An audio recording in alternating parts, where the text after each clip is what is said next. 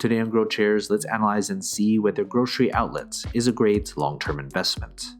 The company analysis is divided into three broad factors: the business, the stock, and the price.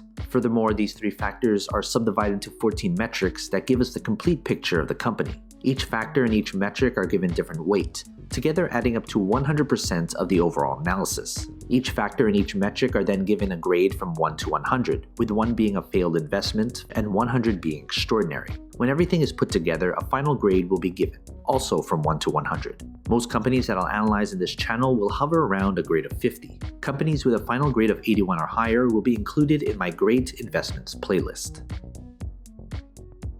Let's first look at the company as a business. The business is the most important part of this analysis. That's why 45% of this analysis is attributed to the business. As Warren Buffett once said, it's far better to buy a wonderful company at a fair price than a fair company at a wonderful price. A stock cannot grow and prosper without having a rock-solid foundation. The business factor is made up of 8 metrics. Basically, these 4 metrics measure how well the company is doing right now. These 2 metrics measure how well the business is projected to do in the future. And these 2 metrics measure the socio-economic impact of the business. In the description below, I have a separate video describing each metric in detail.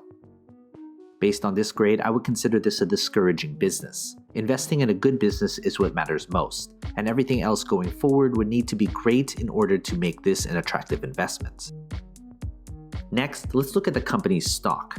We can't easily invest in something unless there's shares available to buy and sell. That's why 35% of this analysis is attributed to the stock. If the business is the foundation of a company, the stock is a reflection of that foundation. Does the market reflect how good or bad the business has done?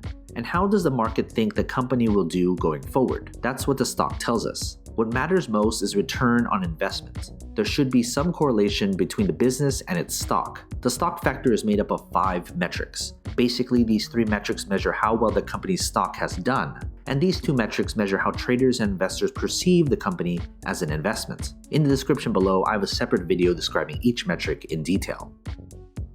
Based on this grade, I would consider this a below-average stock. This company could be a good business, but it needs to see its performance and further analysis improve before it would make a good investment.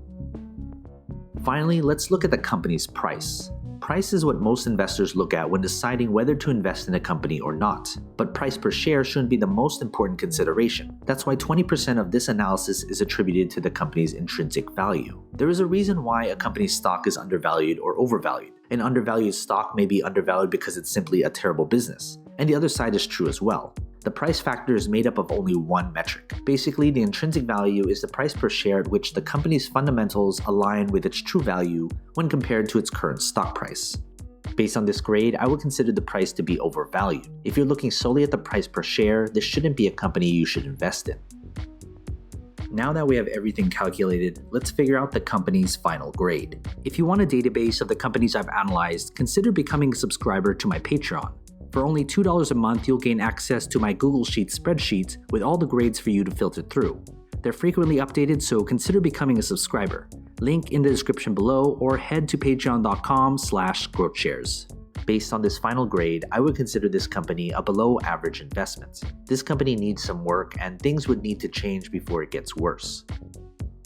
Some of you will put different importance on different aspects of my analysis. You may solely just be looking at the price per share. Others may look at the business. But if you're looking at this company as a long-term investment, you should look at all 3 factors because it paints the entire picture of the company. When it comes to the final grade, it doesn't necessarily mean I'm bullish or bearish on the company's stock. Grades are adjusted to take into account the company's industry, sector, and competition. Of course, major news does have an effect on the company, but my analysis is built upon a solid foundation that focuses on the long-term health of the company. From time to time, I will reanalyze a company and share it with you. So you've made it this far, shoot me an email.